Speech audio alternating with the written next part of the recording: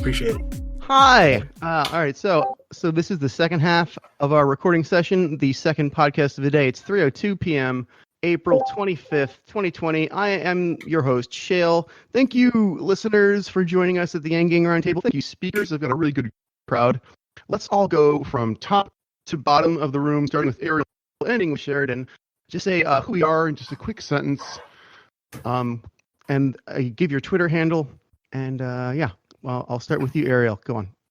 Yeah, my name is Ariel. I've been part of the Yang Gang since its inception, and my Twitter is Ariel's Armada, Ariel's_Armada. That's ARIELS_ARMADA. And I also have a YouTube channel called Revolutionary Thinking, if anybody is interested. Thank you, Ariel. Now, Dan, you just popped in. Great, good timing. How's your mic? Are you good to talk? We can come back to you because you just got in. Faye, you also just popped in. We'll come back to you in a second. Let's go. Fred the Felon is here. Thank you for being here, Fred. You're kind of a high-profile Yang Gang person. You were very, very early to Andrew Yang. Thank you. Yes. Yeah. My name is Fred Ramey. I go by Fred the Felon. On Twitter, my handle is Felon_Fred. So check me out on Twitter. And then at Truckers for Yang as well. So, but yes, I came to Andrew Yang very, very early. So, pleasure to be here.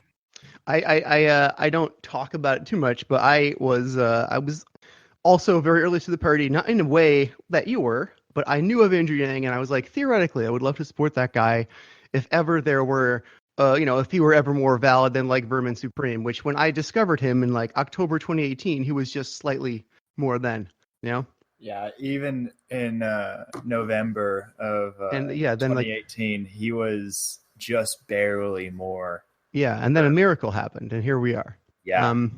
So thank you for being here, Fred. I remember seeing articles and tweets of you, about you from way back when, so it's cool to meet you, and thank you for talking on our show. It's been great to hear your ideas. Jacqueline, hello. Thank you for being here again. Hello, I'm Jacqueline Homan. You can follow me on Twitter at Jacqueline Homan. I also have a YouTube channel that I am starting to work on, and that's, again, Jacqueline Homan. I like keeping it simple. I also have a couple of online stores and a Patreon, 99 Reasons Why. So you can find me there. And I've been speaking out and writing about things like poverty and, the barriers of classism to employment in a society that even in its heyday never had enough jobs for all. And I'm the author of a book that I wrote and self-published 12 years ago called Classism for Dimwits, which is now sadly only available through Kindle because the self-publishing print-on-demand publishers and authors kind of got burned a while back. So anyway. Thank you, Jacqueline. Jeremy, hello. Hi, this is Jeremy Sammons. I've been a longtime UBI advocate in a deep red state, in a deep red community. If you'd like to follow me on Twitter, I can be reached at Jeremy Sammons1. That's SAMMONS and the number 1. Thank you very much, Jeremy, and thank you for all the work you put into putting this event together. You got a lot of people to come here as guests. You really put a really great roster together, and thank you for all of the support you've been doing, adding research to the chat for everyone to read and comment on during the show. Very much appreciated. Yeah, I've very much enjoyed this experience so far. Thank you. It's been a pleasure. Yeah, you've been a great asset. We're going to do much more going forward. It's going great. Knock on wood, right? Anyway, I hate to get into like bragging territory. Anyway, I feel self-conscious now. Right before we get to Kevin from Lynsight. Hello. Hey, what's going on? My name is Kevin. I work here at home, and me and my two brothers, we operate a YouTube channel called Lynsight, which is primarily focused on like current events, stock markets, trading, but we also like to dabble in politics. In fact, lately with the presidential race, it all began when we when we were browsing Joe Rogan and we saw this very handsome Asian man on Joe Rogan talking about a universal basic income. And from that point on, we became very interested in the message, and eventually we realized like UBI is the way forward. So from then on, we just talked about Andrew Yang and the importance of a UBI and the failure of conventional welfare. That's fantastic. I'm very glad that you could be here. Jeremy, could you make Lynsight's face bigger on the Twitch screen? I'll see what I can do. All right, thank you. And we have, finally, Shaving with Tully. Tully, you've been here for a little while. You came in during our open discussion. I did not get a chance to say hello. Thank you for coming. I really wanted to, but I just didn't feel like there was a good time in the conversation to butt in. So hello, and thank you for coming. What's good, everybody? Should I introduce myself, whatever? Yes, as much as you would like. Sweet. My name's Tully. Currently living in Dallas. I started a YouTube channel called Shaving with Tully, later changed the name to The Math Movement. And lately I've been working with Humanity Forward on a training that will sort of bring members of the Yang Gang up to speed on what we call effective 21st century community organizing. So really excited to hopefully get that out within the next, I would say, month and a half. I think hopefully that'll make a big difference in giving people the tools to build the movement 10x. Awesome. Thank you so much for being here, Tully. And Sheridan, I think you are back. I hope you are back. I am indeed back. All right. Welcome back. Thank you very much. I'm Sheridan Lund. I manage a small business, and I've been a Yang Gang since November of 2018 when I was doing a project for my business class on the implications of what a basic income could mean. And I found Andrew, and I was amazed that someone was actually running on this idea, even though it's admittedly not enough. Thank you, Sheridan. All right. Well, I don't want to stop the lively open discussion that was happening. Why don't you go ahead and resume while I prepare my notes and stuff for the moderated discussion. Give anybody else who's going to come in a few more minutes to come in. And, at some point when it makes sense to stop, I'll butt in and I'll say, okay, shall we do the moderated discussion? Hey, real quick, we want to introduce Dan from Montana and Faye. Oh, yes. I did. Thank you, Jeremy. I have ADHD. I did not get back to them. So sorry, guys. Dan and Faye, how are you from a technical perspective? Testing 1 2. Can you hear me? Yes, you sound great, Dan. Hello. Please introduce yourself. So I'm Daniel Larson. Thank you for coming. Yeah, I'm Daniel Larson. Thanks for having me on again. You guys have been very generous with your format here. But I'm running for U.S. Senate in the state of Montana, and I'm trying to push the UBI platform on the Republican side of things. So thank you. Can I say, dude, like thus far in the midst of this COVID crisis, I think the Republican Party has demonstrated itself to be more receptive to a UBI than the Democratic Party, which, as somebody who comes from a Democratic family, is like a punch in the gut, but it's also very eye-opening. So I appreciate you, Mr. Larson. I appreciate that you're bringing UBI or trying to bring UBI to the Republican platform because if you're successful, I will proudly, change my shirt from blue to red. Yeah, and I think feel the same way. Thank you for agreeing. For articulating that. I feel the same way, Kevin. It was an eye opener for me when I saw having come over to Yang Gang from the Bernie camp, how so many of my former quote unquote comrades were just outright horrible. To the core who really. Bernie's federal jobs guarantee program would not have helped. And it really was an eye-opener for me. And I thought to myself, oh, my God, I've been batting for the wrong team. So Jacqueline, so you say that you're former Bernie, but now you're on the Yang train, right? Oh, yeah. In fact, I tell people I burned my commie card, but not my radical feminist card. It's kind of a joke because I'm not really a radical feminist either. I'm just, I'm just somebody who would like to see a humane-centered or a humanity-focused society and economy in a way that makes sense, which means that you can't just easily pigeonhole me. And that's I think true for most everybody else I've met in Yang Gang. who are my friends, is that you can't just easily pigeonhole and label people. I mean, there's a lot of different ideas that I'm very sympathetic to that are not quote unquote from the quote unquote progressive train. And I think when we open our minds and we allow ourselves to question ourselves and say, does this make sense? That is where, we can make change happen, because then we start to question, well, what did I believe? How is this, is this panning out? What am I observing? And do a lot of introspection right there. Absolutely. I think most of us, just most of us being Americans, don't really align 100% with either party, and it's really ridiculous. And I don't want to go off on a third-party rant, but it is ridiculous that in a nation of over 300 million people, we're forced to choose. It's like, okay, this Coke or Pepsi? You only have one choice, America. Coke or Pepsi? That's it. So yeah, I personally like Dr. Pepper. I like a little bit of this, a little bit of that, and I wish politics was a little bit more nuanced. Yeah, and I think that there's a missing dialogue as far as even within the Republican Party, there's at least 3 or 4 different shades of gray that you can look at, and the Democratic Party has there's some major issues with the establishments on both the left and the right, and I think that when we kind of self-identify as either a binary or Republican or Democrat, I think we're missing the opportunity of really taking back the power in the middle. So I think that long term for this, especially like people that believe in UBI, but really people that believe in more common sense solutions, they need to be fighting for a populist vote in the middle and not necessarily something that divides us on both the left and the right. That's exactly right.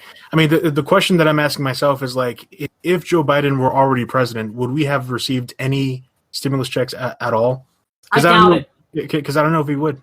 I doubt it. Kevin, I seriously doubt it. Why? Well, because Joe Biden is great. Andrew Yang can talk with him. I could see a federal jobs guarantee before a stimulus from Biden. Understanding that why we need a UBI. But because of the fact that, and it's not nice to say this, but let's be honest here, Joe Biden is in mid-stage dementia from Alzheimer's. So any kind of conversation he might have had with Andrew Yang, he forgot 15 minutes after he walked out of the room. I think that's going beyond our facts. I think the narrative that he's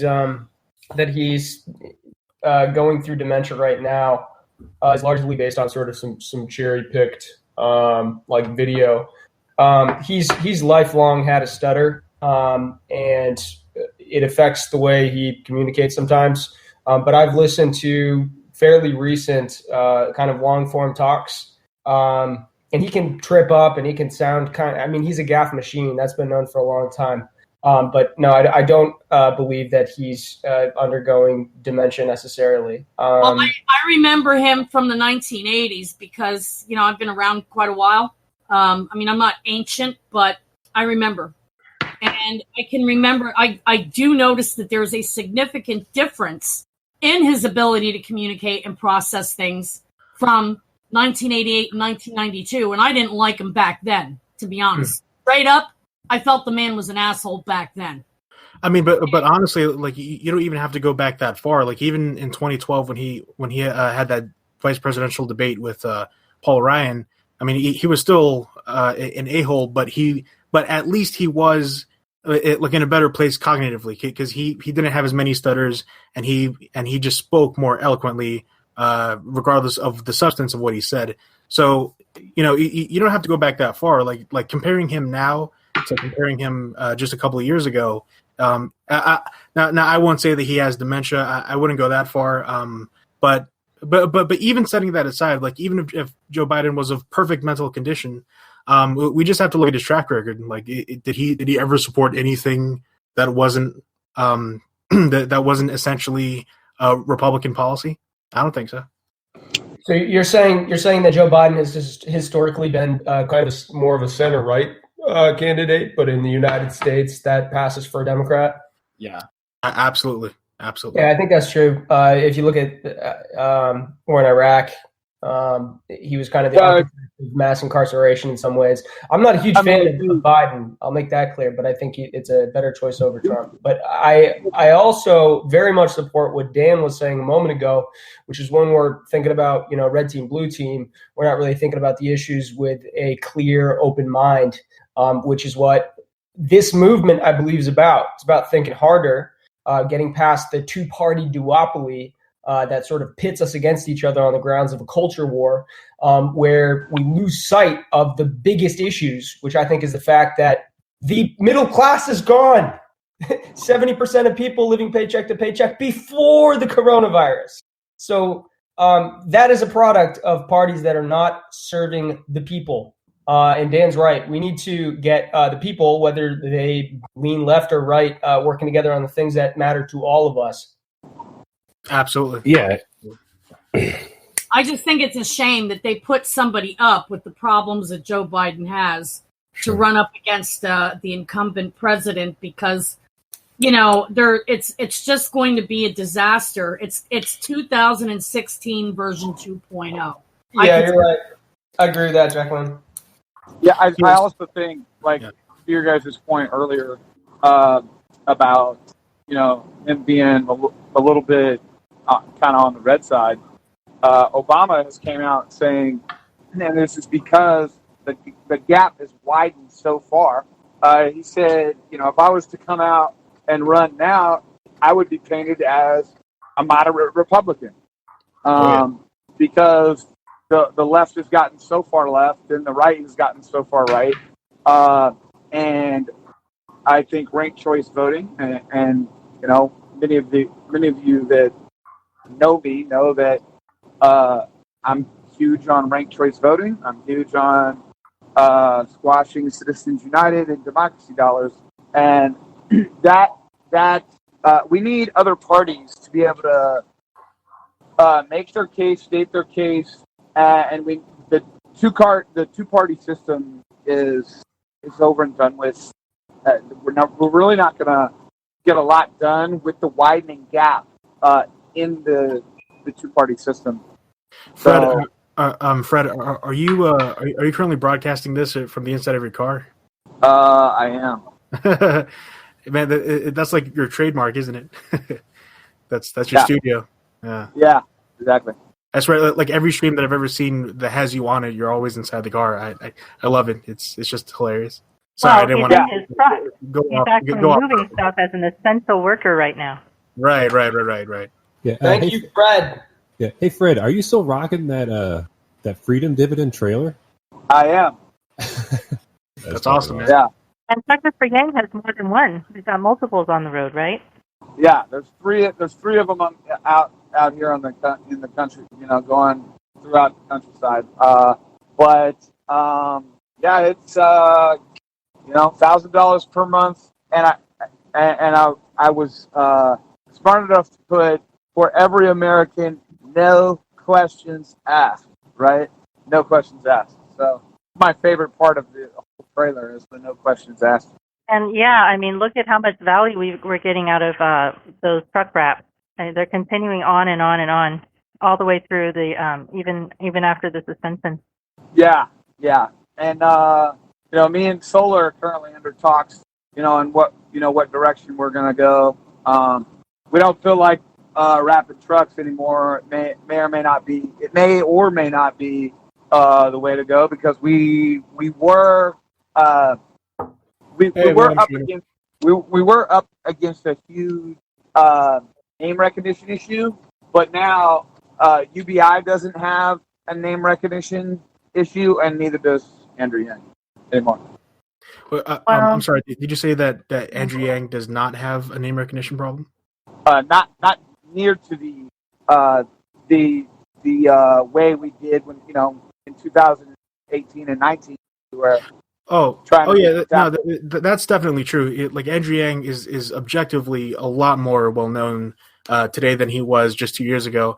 But I do think he still has some way to go, because honestly, when I even try to bring up, and this is purely anecdotal, so not scientific by any means, but when I do try to talk politics with like my friends or just people who I work with, and if I mention Yang specifically, universally their reaction is to just like shrug their shoulders and say who. So I'm a little curious, Fred. What kinds of reactions do you still get now, if any? Because you're an essential worker and there's not as many people out. I haven't. I mean, I've got a few negative reactions. Like I just had 2 hours ago, somebody honked at me as I'm running down the street. So I've had a few positive and a few negative. I've had up into negative where people would get on the CB and say something, right? Or somebody at the fuel island. I had two people, separate occasions, say use a racial slur and like what the fuck do you have some Chinaman on the side of your truck? What the fuck is that about? I mean, that actually does bring up a question that I've been having like in my mind, because you know how irrational and nonsensical racism is, like with the whole like coronavirus, Chinese virus like controversy. Is it possible that this could actually like have an indirect effect on Andrew Yang going forward? Like if in 2024 he decides to run again, like the fact that he's of Asian descent, is it at all possible, you think, that the coronavirus could have that effect on him, on perception? Firm yes. Yeah. I think it could. It depends on the narrative and how it's spun, right? So if we come at it from an education angle, and like Tully likes to say there's a difference, and Andrew says it too, but Tully has the experience with China. He likes to say there's a difference between the Chinese government and the Chinese people. Obviously, Andrew's not Chinese, but he's Asian. So to the uneducated voter, everybody unfortunately, it was even a joke in South Carolina by one of the comics, not Dave.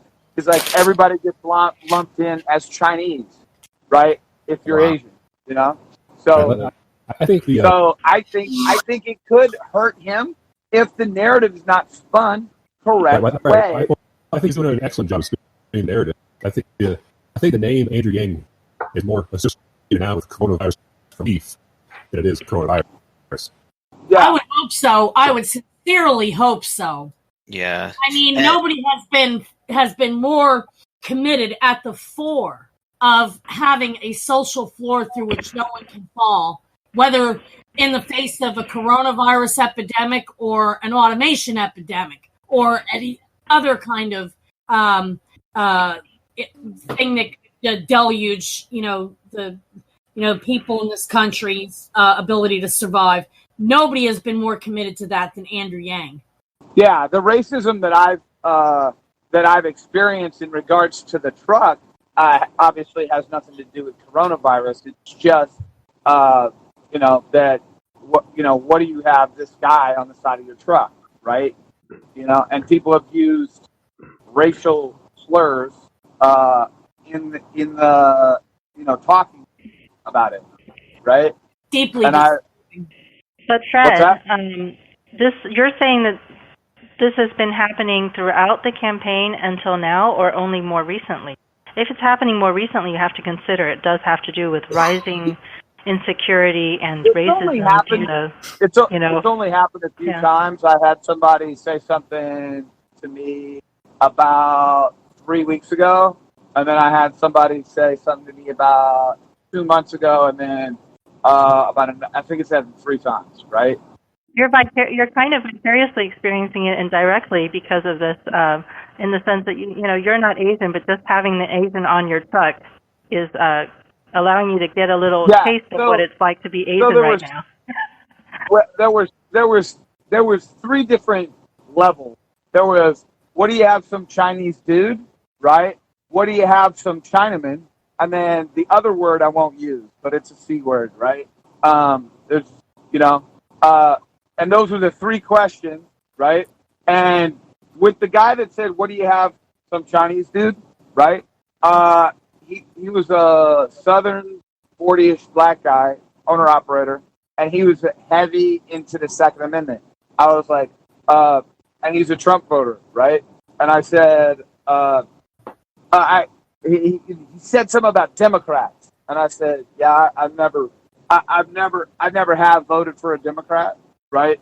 And I'm not about left to right, you know. I just want to get problems solved and get money into people's hands.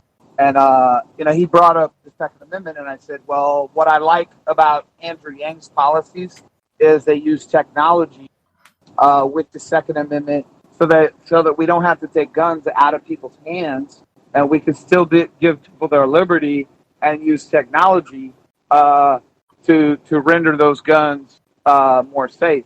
And he was like, well, I'm gonna, and he did say, I'm gonna check this guy out, Absolutely. So, yeah. Hey, Dan, I'd like to kind of toss that subject with the issue of the Second Amendment and income. What is your situation like over there in Montana?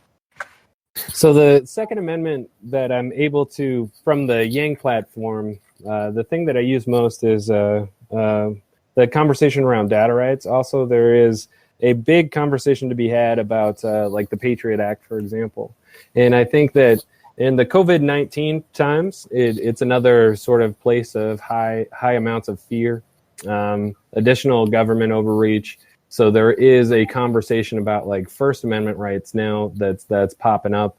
And I think when we talk about what people are truly concerned about, the issue with like the Democratic establishment, for example, is that people have been told that if the Democratic establishment gets a hold of power, then your Second Amendment rights are gone.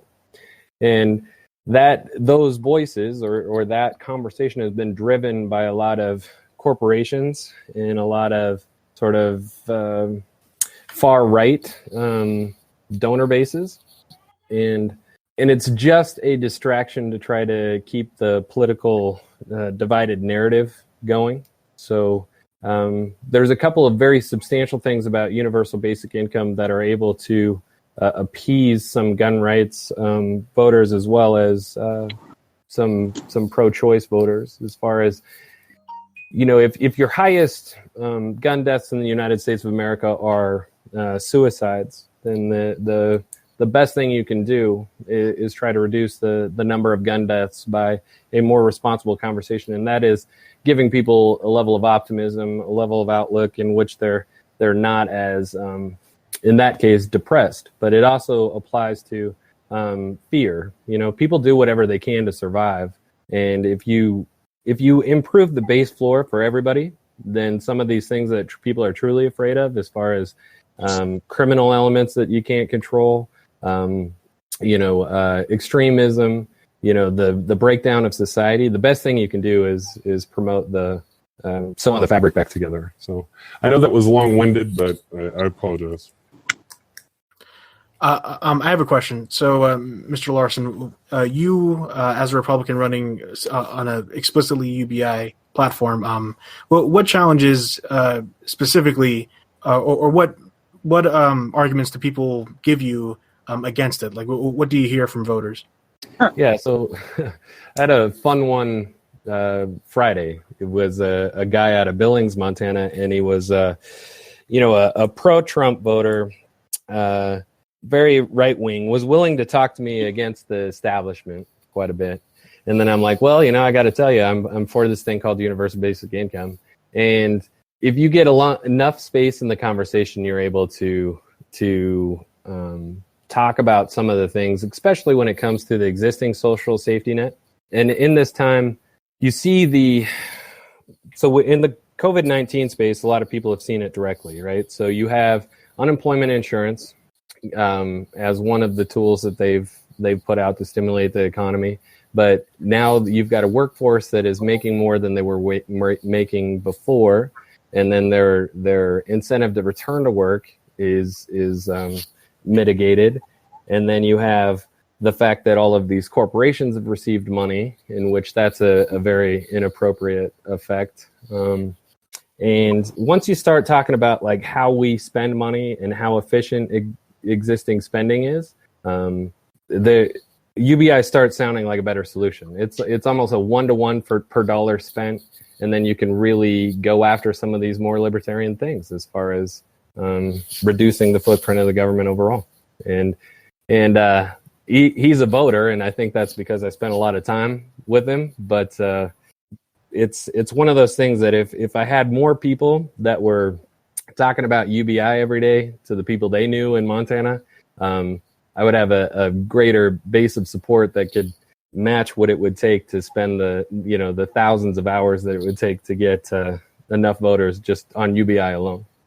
Yeah, well, one thing that I notice is that when it comes to UBI, a lot of the arguments that I hear are from a left-wing perspective, but one very interesting right-wing perspective on it came from someone who I remember they said that a UBI would actually be great for having stronger borders, and regardless of what you may think of that, his reasoning is that if American citizens have this universal basic income, then they will be more there will be more defensive of that citizenship, and so hence they'll be more in favor of a strong border. So if I were in your position, and if I were making a right wing case for it, that definitely be one of my arguments, without a doubt. Yeah, and Dan, I meant to get with you. By the way, I've been and we'll probably pick up next week because I want to talk to you in depth. One of the things that I have had success with people on the right is sharing with them the fact that like 50% of all Americans are on some sort of subsidy, and then if they're a Trump voter or if they're a Republican that has money, catering to their like speaking to their inner tribalism and saying that, okay, I mean, do you think it's fair that all these people create all these kids and they live on welfare, and they're their kids get all these programs, but your kids don't even have access to the very same programs that they pay for because you're the one that's paying for it because you're in the highest tax bracket. And they're like, well, yeah, I think that's unfair. And then you go back with them and say, okay, well, don't you think it's about time for your kids to have access to some of the programs that you're paying for? And they're like, well, yeah, okay. And I'm like, okay, so your kid's about to go to college. We can send little Johnny off to college with $3,000 in his pocket. And they're like, well, yeah, so you, your wife, and Johnny are going to have $1,000. So we can send Johnny off to college with $3,000 a month in his pocket, and all he has to do is get a part-time job making $1,500, $2,000 a month, and he's sitting at $50,000-$60,000 a year, and he's in college. I mean, does that make sense? And they're like, yeah, that actually does make sense. There's also a lot of reticence, from people from poverty who did all the, quote, right things that those with privilege tell us not to do. That is, don't have kids you can't afford. Well, I didn't. And yet I never got helped because I didn't have kids. And now I'm disabled and I'm over 50. And I'm being told that even though I'm medically disabled enough for an SSI check of $700 a month, okay, I would have to first get a divorce from my husband and go be homeless and have zero income at all. Zero, nothing.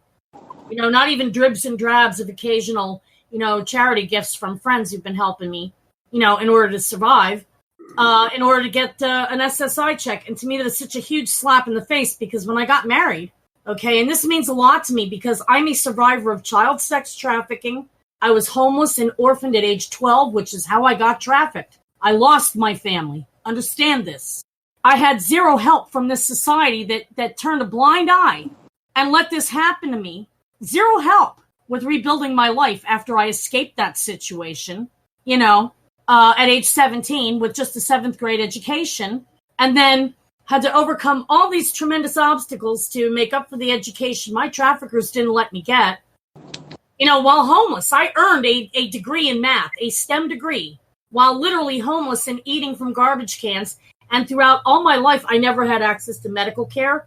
And because of being up against the barriers of classism, because of being visibly poor and having a stigmatizing record as a direct result of having been a trafficking victim, I never got a chance for a job. And yet, because I did all these right things, and because I didn't have kids, I could never get any help. If it wasn't for the ACA expansion of Medicaid, now I'm 53 and diabetic, I'd be dead because I wouldn't even be able to get my insulin. And Medicaid does not even pay for the $600 a month I need to somehow come up with, which I can't right now, to pay for my diabetic testing supplies so I don't have to wing it with my doses. And I think there's a lot of justifiable resentment from people who did do all these right things only to get nothing but a huge slap in the face. We're told by the right that we deserve to suffer and be poor because, if we'd have just, tried harder, we wouldn't be poor. And then we get it from the left because we don't have kids. So there's a lot of, reasons why people resent, the current social safety net system is that, you can do all the right things, and despite a huge amount of existential barriers and, crap that happened to you that you did not bring upon yourself, and you're just thrown away. You're just thrown away. UBI is the one thing that says, hey, no, you're a human being and you didn't deserve to be thrown away. Here you go.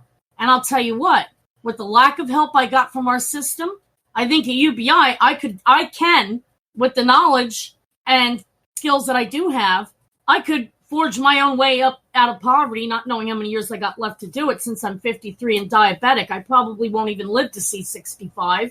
But, the rest of the system has been an utter and complete sick, cruel joke. Just sickening. When I got married, it's like I finally, had this opportunity to form a partnership and a lifelong bond with somebody and have family once again after losing that as a trafficking victim, as a 12-year-old little girl who was orphaned.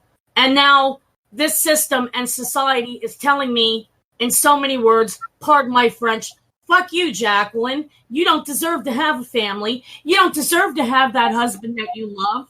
When I got married, I did not say to have and to hold, to love and to cherish, in sickness and in health till death do us part, unless the state do us part if I become disabled or never get a break in life to get a chance for a job and have a normal life. My vows were to have and to hold, to love and to cherish in sickness and in health till death do us part. Not to have and to hold, to love and to cherish until the state do us part if I become medically disabled and can't ever get a chance.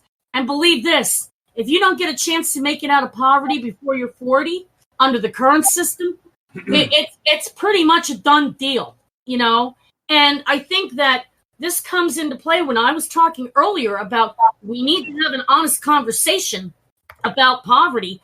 This is what I'm talking about. Yeah. Folks, can I jump in here? Go ahead. Sorry. No, don't be sorry. Your voice is so powerful, and I think it really shows the need for some kind of safety net. And anybody listening to that would have to think, like, we've got to have ways to help American people who've... We need to have an economic floor, unfortunately. Our net is too obtuse to account for every minuscule potential possibility. And allowing unelected clerks to decide who is deserving of prosperity and who is undeserving is cruel and not of the government's domain. I think there's three main forces here in American life that have brought us to where we are. One of them is corporatism. Even before Citizens United, in I think 2011, there was a case, Buckley versus Vallejo, 1976, which opened the floodgates, so to speak, for money in politics. We've had an increasing influx of money in politics, and now we have a fundamentally corrupt system, and everybody sees it. Dan, I'm sure you would agree. The right and the left, we agree about this. This is like a populist truth. Everybody's on board and agrees that Washington is absolutely corrupt, and the problem is money in politics. Okay, but there's a couple other issues going on. One of them is deunionization. Andrew Yang himself said, and I quote, he said, "The destruction of the middle class has gone hand in hand with the decimation of labor unions." What's going on there is that people have lost power. And when you don't have power, you get fucked. So the war on normal people is being lost because we don't have people power, and we've started to believe the lie that was spread by McCarthyism and just mental pattern recognition amongst humans that organizing is something that belongs to the radical left. That is not the case. Organizing is as American as apple pie. It is how people build the power to be able to not get fucked. So those are two huge things. We've gone from about 35% union membership to about 10%.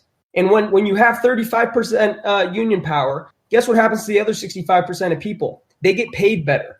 So since Ronald Reagan and this all-out, decades-long assault on American unions, there's been this massive decoupling of productivity. Productivity's been going up, but people's pay just flatlined around 1960, 70, 80.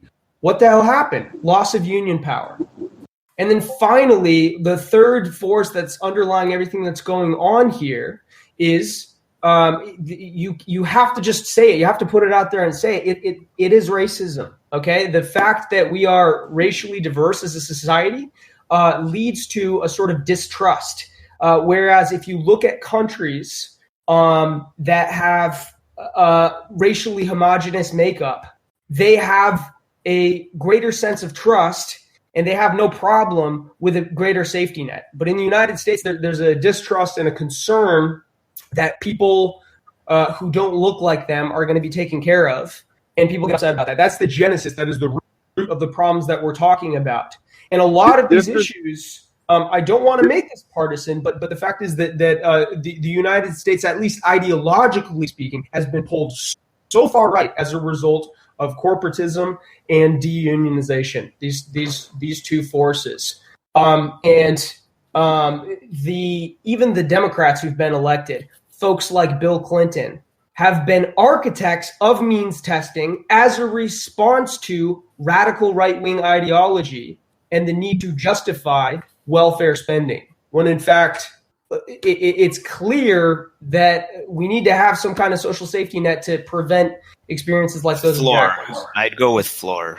Well, the floor is the best way to do it. Everybody here agrees, but what we need to do more effectively is reach out and not just we've gotten really good in the Yang Gang of talking to conservatives. We're not very effective at persuading liberals. Totally. And Andrew Yang is running as a Democrat, so we need to get more effective at persuading Democrats to win a Democratic primary, because that's what you need to do if you're going to be the candidate. So many Democrats. I'm sorry. Go ahead. Oh, thank you. I was talking about this earlier, about how you make this message palpable to incrementalist, moderate voters who don't want to see big sweeping change, but they know change has to happen.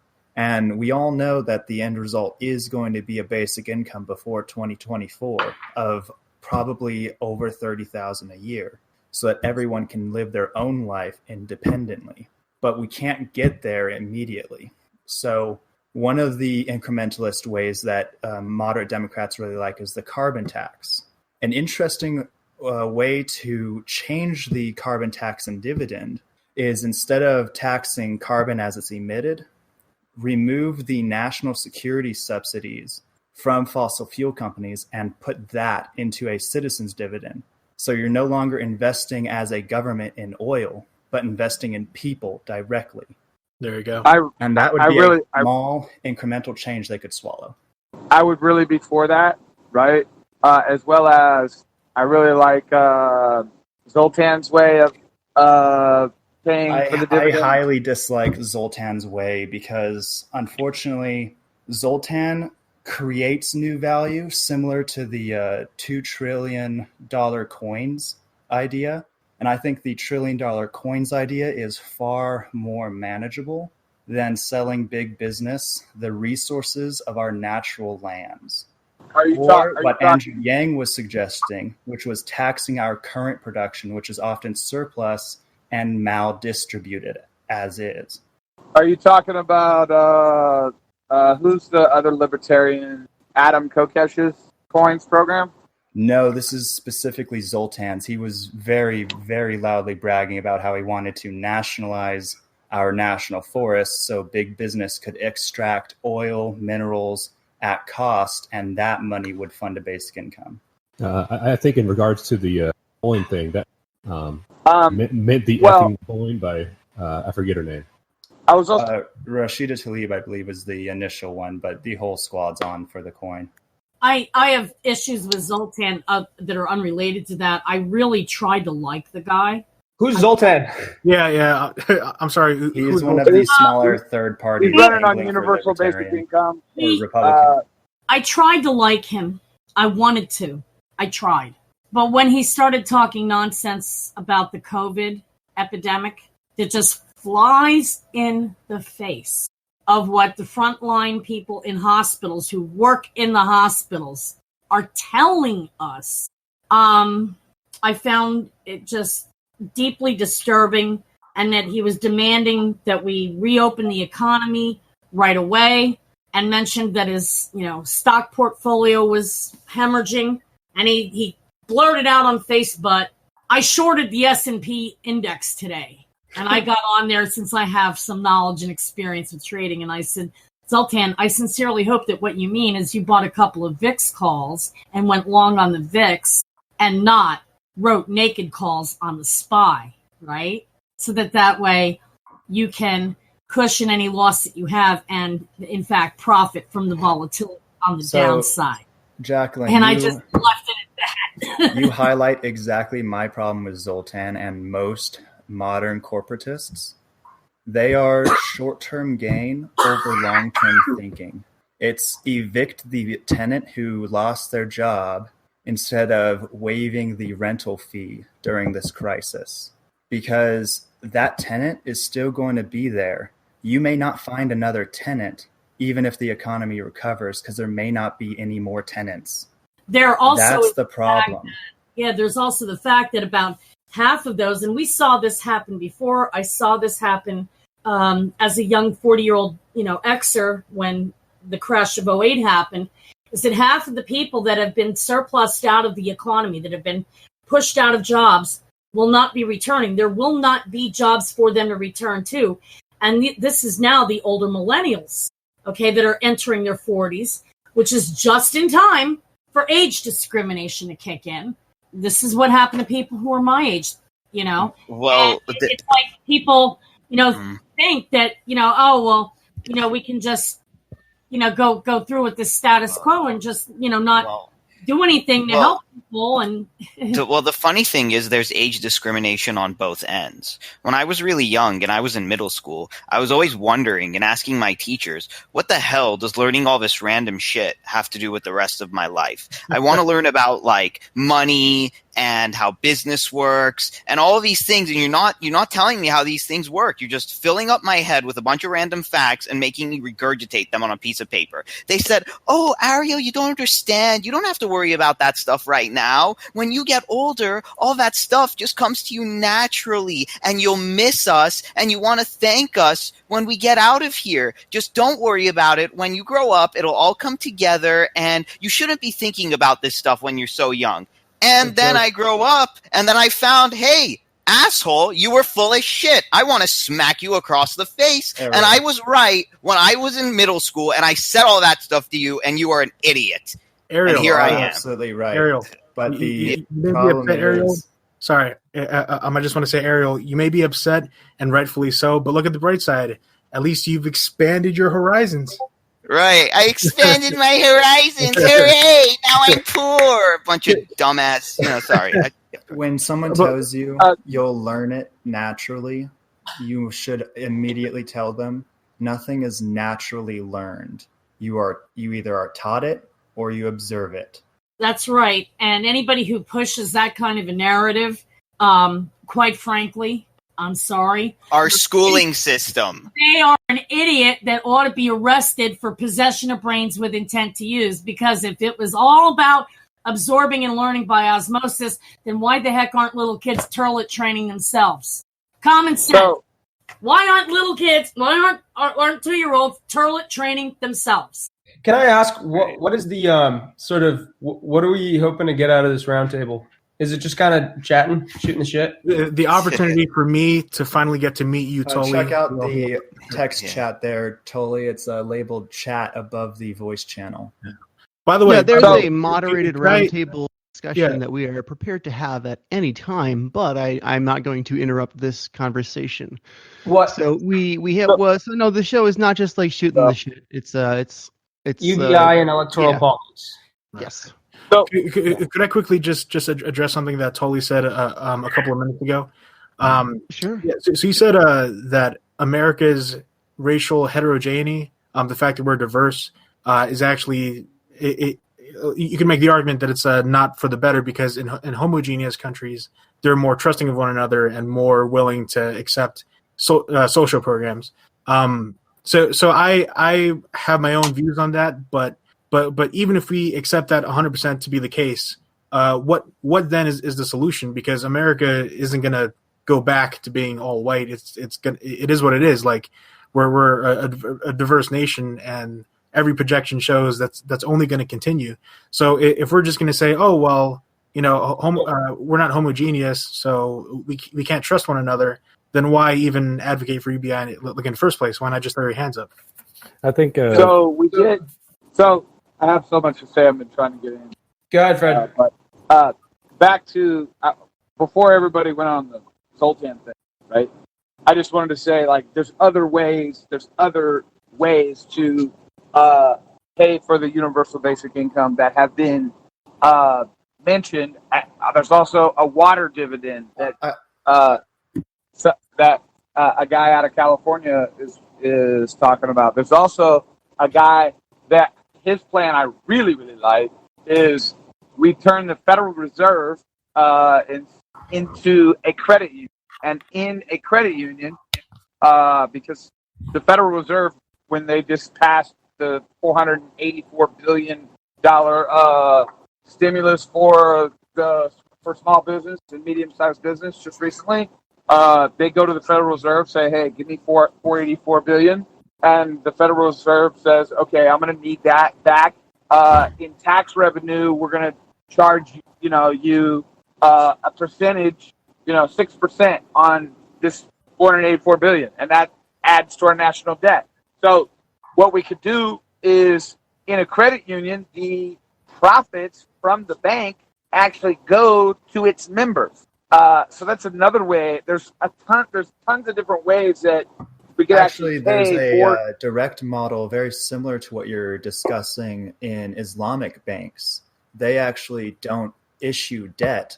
Instead, they buy assets like households, businesses, and then they will give that business to whoever is applying to it and let them make the best of it and get the rent or repayment or whatever, because they believe usury, charging money for money, is a sin. Right. Going off what Tully said, I think like the best thing that we can think of right now is how we move the needle in a direction that we want to, the political needle. So when you're on these calls with like your elected representatives, if you ever manage to get through and not just get a clerk, or even if you get a clerk, maybe like an idea is like record it. See what kind of responses you get. See what they're talking about. Like dive in to why they're not moving the needle in our direction, and then make that go public. And then Fred had the idea of like lobbying the lobbyists. So I think that if it's not just about talking and getting something done, let's come up with ideas to get something done, write them down, implement them, and then come back with the data of what happened after we implemented them. I think that's a very practical thing. I mean, I don't know what Hey guys, I'm just going to butt in real quick. Can you guys hear me? To answer. Hold on, guys. We'll get back to that in a second. But Faye keeps telling me, rightfully so, that I should remind people that might not be paying attention to the chat please pay attention to the chat for production notes. And I know if you're not familiar with Discord, then that's totally fine. You have no idea that you should do that. And actually, perhaps I've never made it explicit to you. It's just kind of a thing we grew into doing. It's been very helpful. But I put this in the chat a while ago. So type ready in the chat when you personally feel like now is the time to move from the preliminary open discussion to the moderated discussion. We'll start when we reach a unanimous consensus. If we never run out of open discussion, that's fine. If the recording session runs past 5:30 without reaching the moderated discussion portion, then we'll cut the recording at 6 and everyone can just send me a recording of their responses to our weekly topics. And we'll present that in a separate podcast. So please continue, Jacqueline. Yes, I just wanted to address what Tully said about what was the purpose for this. Guess what, Tully? A lot of us who are Yang Gang, who are the most impacted by policy in this country, are the ones who are the most invisibilized. We're talked about and talked over as if we're not even there. Nobody. Don't worry, Jacqueline. Let me help you out with this. And that's why I'm here presenting. How many people do you hear from that are from the very bottom, that are from generational poverty, that were homeless for 2/3 of their adult life because they were shut out of jobs because of being a trafficking survivor? Not many. Well, you've said that one now, and it's I hear you, Jacqueline. That shouldn't be, and that's why this platform exists, is so that people who previously weren't included or listened to while we were talked about and pontificated to were completely overlooked. This platform does not do that. Right. There's a reason that you're invisible. There's a reason that we normal people are increasingly invisible and ignored. It is because we do not have power. It all comes down to power. The fact is that politically speaking, the United States unionization rate is 10.3%. In Canada, which is also multiracial and very diverse, 1/10 of the population of ours, in Canada, unionization rate is 28.8%. Okay? When you have normal people organized, they can become an army and they can get shit done. When you are disorganized, you do not have any political power, and that's what it comes down to. So I think it was Ariel, may have been Jeremy, was talking about sort of like going and seeing what these elected officials are talking about. Yeah, that was me. Thinking about their opinions and changing their opinions. This has nothing to do with changing anybody's minds. The reason that normal people are getting fucked in America is because normal people don't have power because they are disorganized. And Kevin, to answer your question, what do? We organize. Normal people are going to have to get organized. May I jump in here? I'd like to hear from Faye. Just a moment, Faye, before you do. I acknowledge and I understand that there's a stigma here and people associate organizing with the Bernie Sanders left, and that's bullshit, okay? The fact is that the First Amendment is like 3/5 about organizing. Speech, petition, assembly. The Founding Fathers knew that giving us the ability to organize as a political group so that you could represent your interests and have the power to force your representatives to make policies that help normal people, that was so fundamental to having an operational democracy. Now it's completely dysfunctional, and you guys have all seen it, the graph where there's now a flat line. There's no relationship between the popularity of a policy and whether or not it gets passed. It's because normal people are divided, arguing about guns and abortion, and there's not enough power to get shit done for us. So we have to organize. Go ahead, Faye. I feel an urgency to jump in right here. First of all, I'm going to introduce myself. My name is Faye Koo, and I've been on the Roundtable podcast before, so probably some of our listeners know me. Just in case, I'm also on the Yang Gang Report Live on Facebook, and you can find me at Palestine Math. So I want to jump in on the organizing because we had one of our topics was about maybe a general strike on May Day, and there are people who've been calling for that because more than once on May Day. The original reason for May Day being picked is an important day in working class history, dating all the way back to the 19th century, where several workers were murdered for protesting against harsh working conditions during the Haymarket Affair in Chicago. So this is a very American May Day. And before we jump into that, everyone else talking about that, I just want to say that I have a friend who is a little bit older, and he often talks to me. I've been doing private tutoring, so sometimes I teach him math, and we're doing some math together. But the interesting thing is he says to me, Faye, what have you been doing? And I tell him, I'm live streaming this, I'm participating in these Zoom calls on this podcast. And he says to me, well, so you're just hanging out with your friends. He says, you're not going to get anything done that way. You have to, use the Roberts rules of order. You have to use, you have to have a secretary. You've got to take the meeting. You've got to jot down all this stuff, and then you've got to present the minutes to all the people. And that's how you get stuff done, Faye. And I was like, he has Roberts a point in so some old. sense. Yeah. You know what I'm talking. Everybody knows. You use it in all of your Congress and all these different bodies that when Sounds you go. like Toastmasters, but go ahead. Right. Well, Toastmasters is something different, but the point is that we are actually doing that. We've got a Yang Gang Slack. All right. Not everybody signed up to do that, and we have some of those things going on in all these different Discord servers.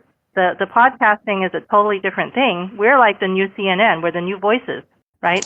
So we're supposed to be here talking to amongst ourselves, not just amongst ourselves, but also to other people who are listening, and they are thinking about the things that we're talking about. This is definitely important. And so I was like, I had to talk that out with my friends and explain to him that, yes, we are getting stuff done. We are organizing. And in order to do that, you have to join more than just listening to the podcast. You have to actually go out and do that volunteering. So join Dan Larson's campaign. Help him out with the phone banking or the text banking, because we can't go knocking door to door right now. We're not going to do another Iowa, right?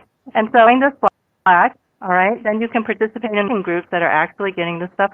And these podcasts are about letting everybody know all the different ways that we can be participating right now. And I'd love to find out what you guys think about this general strike. Would that help us right now, or is that just another, just a false show of power? What could happen with that? I would really love to discuss I think this. it's interesting how. I'm sorry, guys. Hey, we haven't heard Dan for a while. Dan, do you want to chime in? Yeah.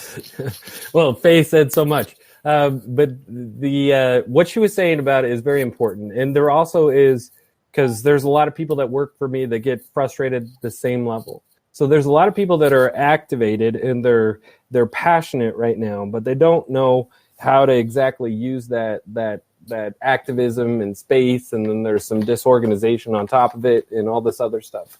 But the most powerful thing that we're doing here, like in this discussion, is we're actually, the message of what the impact for universal basic income is going to be much bigger than any politician can provide on their own. It's everybody's individual stories, everybody's individual reasons why, and it doesn't need to be just a talking point. It's a movement.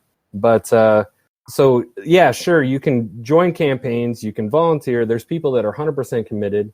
But when we're talking about organization, what it really is reaching out. And we're not just talking to each other. We're talking outside of this group. So it's like, imagine if every member that was activated or everybody that cared about this at all was talking to, say a minimum of 2 to 3 people a day.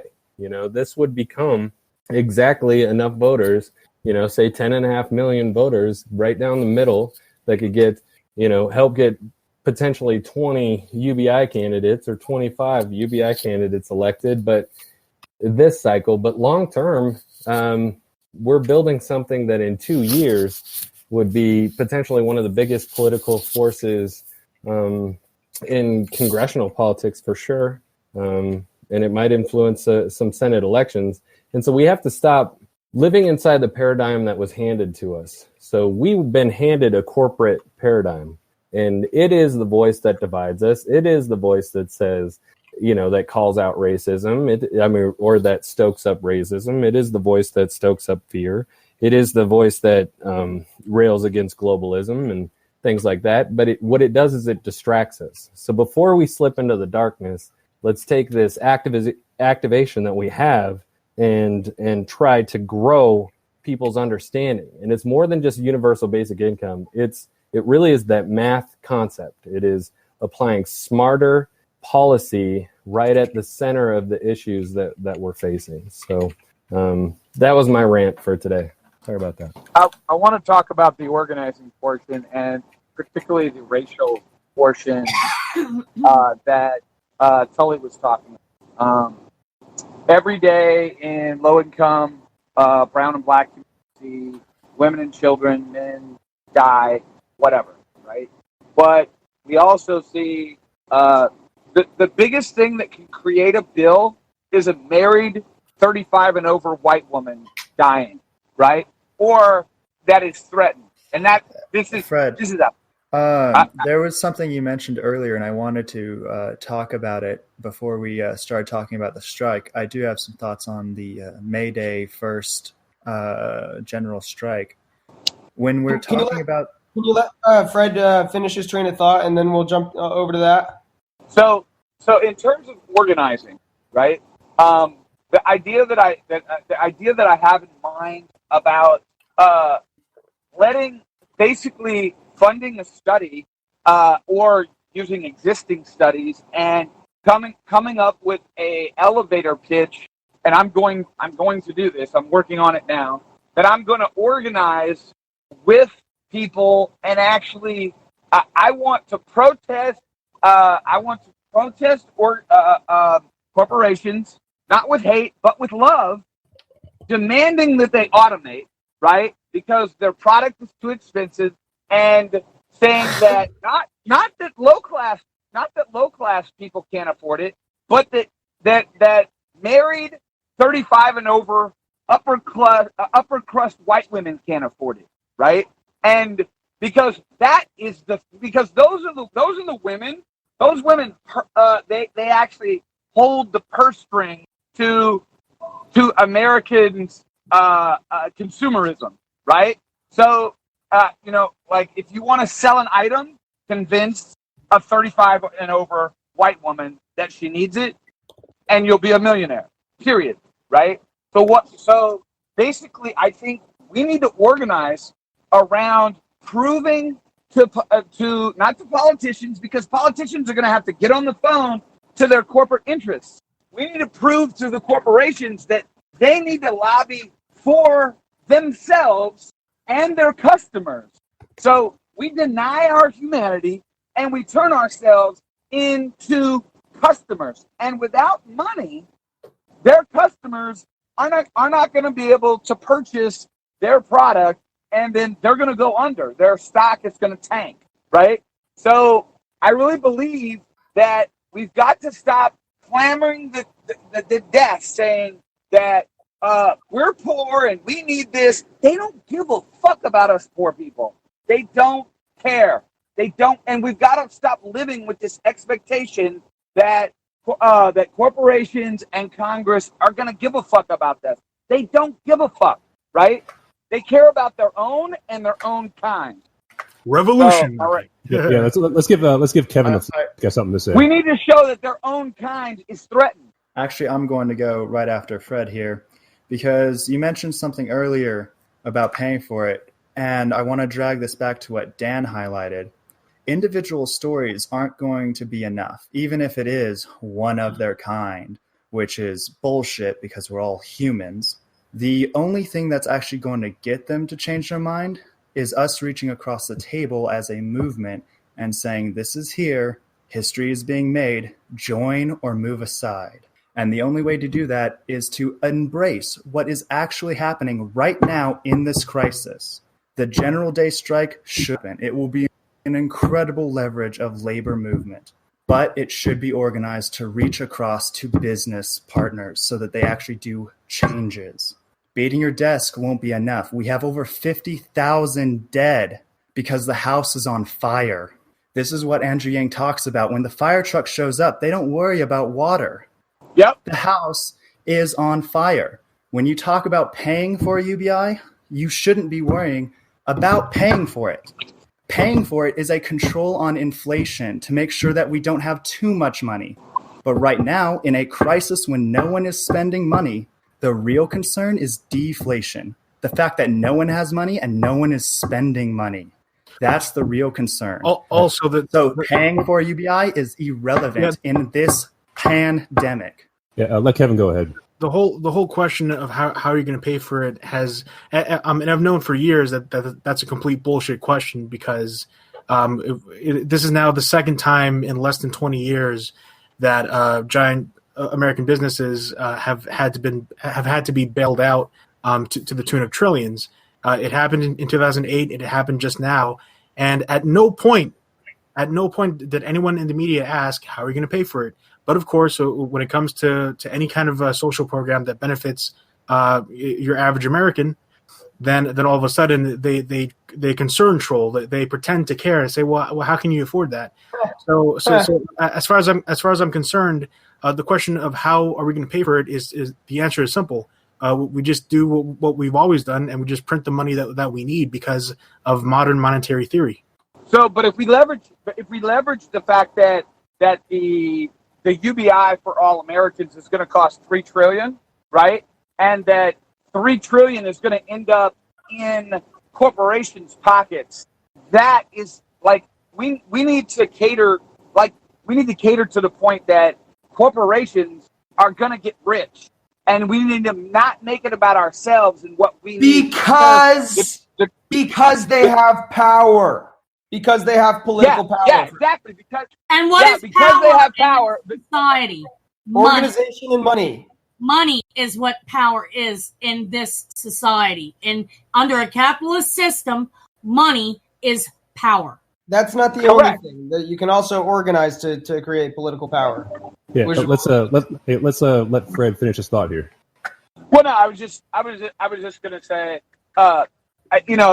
it's not about. When I was saying, 35 and over white women, it's really not about women or race. It's about classism, right? So and that's just, the biggest, the Karens, what they like to call it, is the biggest thing that really moves the needle in politics. Like nobody, like what the point, Tully was talking about the racial issues that are in this country. Nobody cares about low income people of color. Like us clamoring for it. Hey, this is good for this is good for all communities, especially. And we start talking about low income. They don't care. Can I say? To the whole race thing, like I think what it really is the media pushing race upon us, because like lately, what have you seen a lot with this coronavirus coverage? They keep talking about how this particularly affects people of color, and obviously that is important, but it also affects white people as well. So to me, and this is my own perspective, but to me, it doesn't do us any favor to racially segregate who's being affected by the coronavirus. No. Hold on. Excuse me. I gotta respond to this. Kevin, with so much respect for you, because I love the work that you do. It's brilliant. You're one of the most thoughtful members of the Yang Gang. Okay, but we have currently developed this intellectual strain of reactionism whenever somebody wants to talk about the fact that there are different, like massively different racial outcomes. Just you look at the data and you see that there's a 13-to-1 wealth ratio, in large part as a result of lending laws throughout the 50s, 60s, 70s, 80s. That the red line, which prevented like the main wealth accumulation mechanism for normal people buying houses. There's all these structural legal aspects. And the fact that race, structural racism is clear, the outcomes of it are clear. But now anytime somebody wants to talk about it, this intellectual strain is like, no, we can't talk about racism because that's just a victim mentality. But that's not what I'm saying, though. But that's not what I'm saying. Like obviously, I'm not denying racism is real. It very much is, and it is something that needs to be that we need to be open about. All I'm saying is that with this particularly the coronavirus, it's not so much, and again, this is my perspective, but to me, it seems that it's about class. If you are in a lower income community, regardless of your color, then you are at greater risk for the coronavirus. That also applies if you're overweight, if you're obese, if you have diabetes, if you're a smoker. As far as we know thus far, the coronavirus doesn't have any predilection for people of any particular color. So I'm not saying that we should ignore this. And I agree with you, Tully. Like there are reactionaries who immediately want to disregard any discussion about race, and I can assure you that I'm not one of them. But I'm saying that sometimes it's about both of the things that you're saying are true, Kevin. If you're a lower class person, you have a higher likelihood of getting and dying from COVID. And then if you want to layer on top of that, happening to be African American, you also have a far higher, usually double rate of dying as a result of inferior access to healthcare and greater access to the virus. Yeah, it's actually up to 5 to 6 times in certain.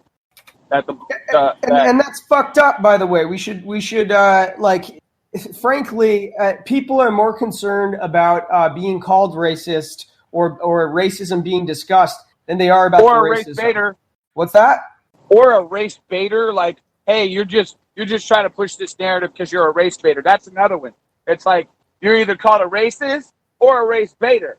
In the back of my head, right? When I was talking about we need to show that Karens, 35-year-old white women that are married in the upper middle class are threatened, and that their buying power is threatened. In the back of my mind, I'm automatically thinking, I wonder who in the Yang Gang is going to judge me for saying that, because we're conditioned to say that we can't talk honestly about honest problems. That's why we don't solve those honest problems. Dan Larson, would you like to respond to that? Yeah, and actually, Fred, I caught your Trumpers for Yang too, and you talked about this quite a bit. And I think that that's something that we're having a little bit of an issue with just credentialism overall, and and what are the appropriate things to say, what are the inappropriate things to say. So we have like just this race conversation overall. It's like when I hear it, it's like the primary thing that I want to just call out is there's a very important thing to talk about with the just covering it and the message of this uniform just class divide as well. Not that racism doesn't exist, but classism exists, and everybody can touch that as well. Thank you, Dan. I love you. And I don't mean that in a funny way. I'm not going cougar on you. I'm very happily married. But thank you. I love you. And I say that in a brother-sister kind of way. Right. But I think classism even goes deeper than racism, because like there's certain jobs that you can go and try to apply for. Get this book on Amazon Kindle and read it. Yeah, well, there's certain ways. certain jobs. Certain jobs you can go to try to apply for. Yes. And if you don't come from a certain class, or you don't know somebody on the inside, right, you're not going to get that job, because poor people don't, even if they're credentialed, don't get that particular job. Well, I actually wanted to mention something that just happened with Paget Casey and, I'm just going to come right out and say it, Burke Anderson, and also Dan from Montana. So, it wasn't me though, Faye. It was okay. Josh. Yeah.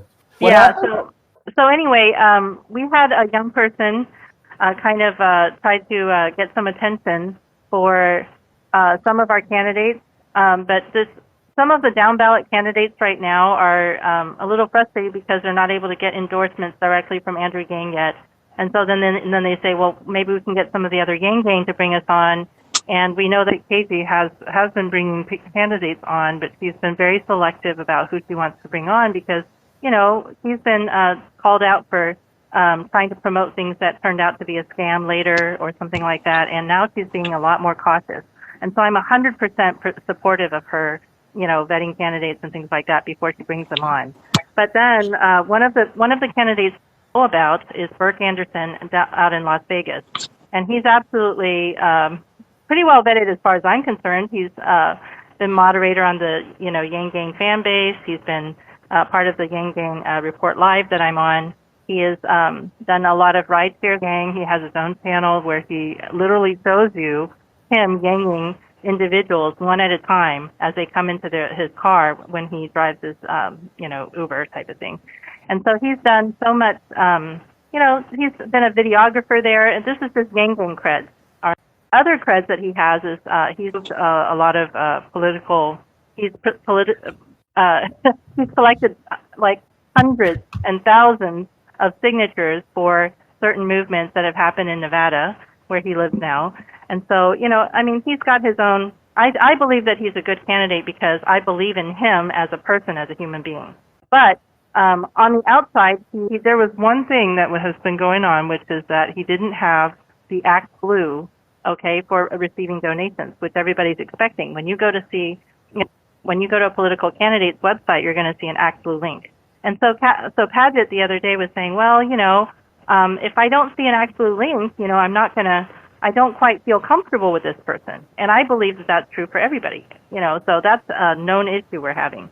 But think about it, the reason he's doing that must have something to do with the fact that he doesn't have a bank account. And so this is where we're at, is where we're talking about trying to get people to run for office who are not part of the establishment, who are not even middle class maybe. People who are poor simply can't run for office because they can't get that credibility. Not having a bank account makes you look super, super bad. And then, the other person who happened to be on with Padgett that day, I'm not even going to mention, the names and stuff, but I don't know him that well. So, but he just basically said, well, it's so easy to get a bank account. It's easy. It costs you nothing. And I thought to myself, I don't have a bank account, and I'm trying to explain that. And I'm like, I don't have a bank account. It's not our reason why you can't do it. And these are the things not part of the rest of humanity, apparently. But I'm not alone. On the subject of Burke Anderson, personally, I think he's a good, decent human being. But I will tell you right now, he's not going to have a chance in hell because of that interview he had with All Gas No Brakes at the Adult Video Awards. I'm sorry, Burke, I don't think that's actually a problem because he's running in Las Vegas. You got to think about it. He's not running for the entire state even. He has an assemblyman in Las Vegas. And if anybody's going to be okay with that, it's going to be Las Vegas. So I'm not that concerned about that. I think perhaps, but I think if a challenger wanted to make an attack against him, all he's got to pull 10 seconds from that clip, and he kind of dug himself into a grave, I think. I don't think so. I don't see a problem with that, honestly. Excuse me, folks. I have to get going here. I only had till 3:30 to be on the call.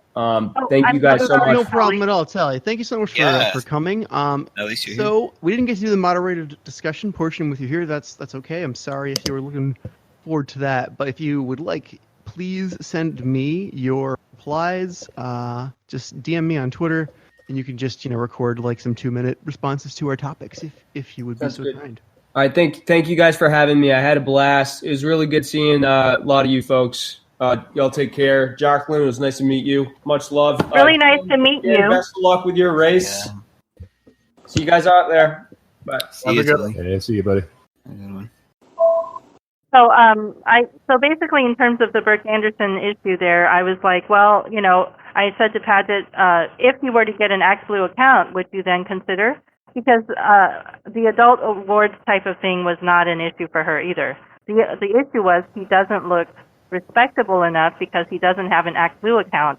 And honestly, that's what banks have been doing for all of our civilization. Is the banks say, we know who to trust.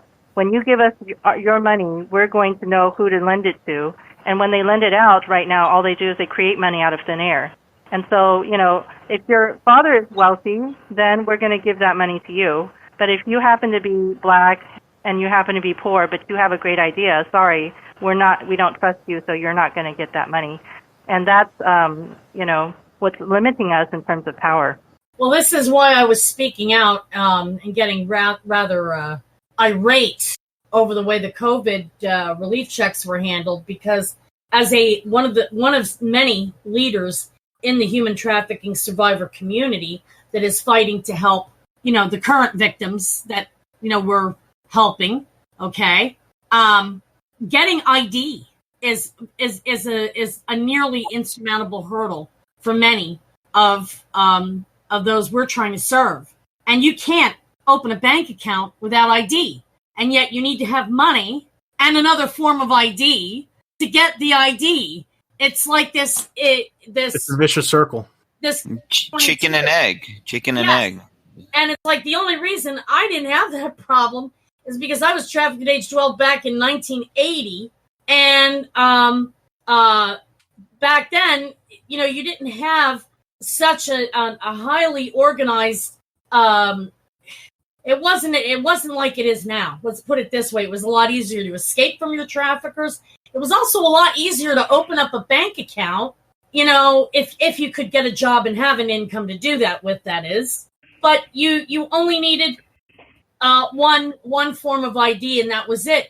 And the form of ID that if you didn't have like a driver's license or your social security card, they would actually let you use your junior high school or high school ID.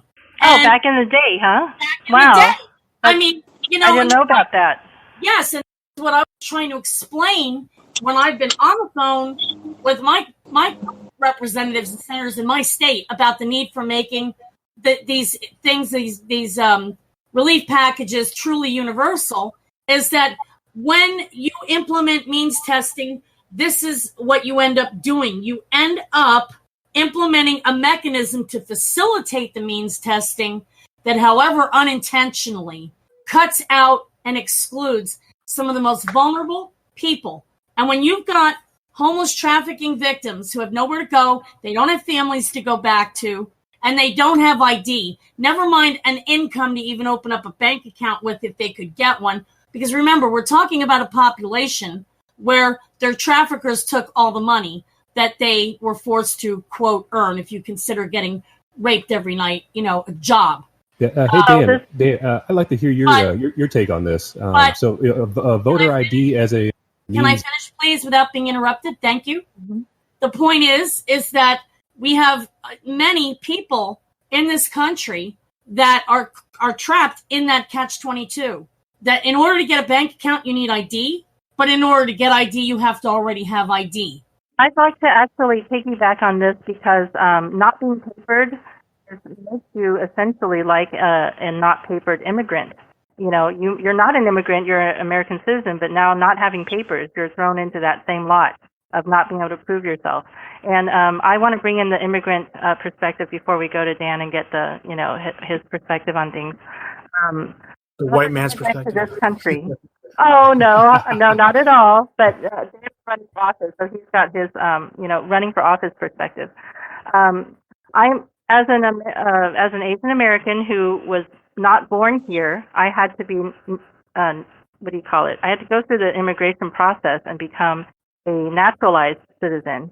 And so when I had to apply for SNAP for the first time or the second time, I don't know. I think it was the first time to apply for SNAP, really. Maybe the second. I had been approved in California, but when I got to Texas, they had different actual requirements. So every state administers it differently. And when I got to Texas, they wanted me to prove that I was an American citizen. And at that time, I had lost my papers because they had been seized by the FBI. So the FBI actually had my paperwork somewhere, my naturalization papers. And I was like, how am I going to prove this? And I found out that in order to get those papers, it would have cost $300 to $400. I couldn't remember the exact amount, but it was way more than I could possibly ever find at that moment. I mean, if you need, money for food, you're not coming up with that amount of money. So I went to the FBI and I was like, I need this right now. I'm not going to be able to eat if you do not give me back my paperwork. And I was lucky that the FBI in Texas and Houston were actually helping because I had been in contact with the FBI in Washington. I'd been in contact with FBI in California, and neither one of them was forthcoming with the paperwork. Just kept pushing the responsibility back to each other because those states were both involved in my case. Thank you for listening to that. Appreciate it. Yeah. So Dan, I think In a lot of ways, the Yang Gang is very opposed to any types of meat testing. I think for many functions, it's a type of meat test. I'm just curious to bounce that idea off of your head and what that means. And I guess Kevin, if you could respond to him afterward. Yeah, so I think I would echo a little bit of what Jackie was saying. Is a lot of what the mean testing is it's kind of egotistical to think that you can sit there and have a well-intended means test and be able to consider all the people that it will affect. So we see this especially with how we've used the unemployment system and how we've used the paycheck protection. Is we think, oh, okay, well this will help people out, but that's why universal solutions are probably the best thing that we can talk about ever. But I've just because we just don't know all these different situations that people go through, and we don't. And there's all kinds of examples of people that have trouble. Well, for example, I'm not eligible for unemployment currently, but my income's been affected. But everybody thought that it would be okay. So it's one of those things where a universal cash dividend it makes sense. But as far as the like the voter access issues, I just have one slight bit of caution when we grab some of these talking points. So the voter ID and access, sometimes it's actually used to disadvantage different portions of our community, and then as far as the open access, sometimes it's actually used politically to advantage certain candidates. And these are long tail problems that are generating a whole lot of discussion. And it doesn't mean that they're irrelevant.